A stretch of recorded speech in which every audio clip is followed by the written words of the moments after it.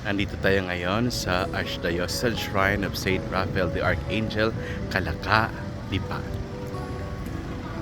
Tingnan natin kung gaano kaganda ang kanilang simbahan. Kitang-kita naman natin sa mga tiles pa lang kung gaano nakatagal ang simbahan. Tingnan natin ang kisame. Ang ganda-ganda ng simbahang ito.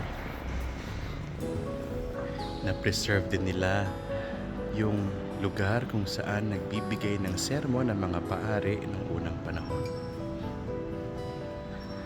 Yun ang dome. Napakaganda. Talaga yung mga old churches, dignified ang structure, ang design. Yung ganyang uri ng design, tawag dyan ay pinukpok, no? Pinupukpok yan para makapag-produce ng ganyang design. Yun, nandoon ang patron ng parokya ng Calaca, Batangas, si Saint Raphael the Archangel. Healer of God. Healing of God. Kaya pag may mga sakit, pwede rin natin siyang tawagin, Saint Raphael the Archangel, please pray for us. Amen.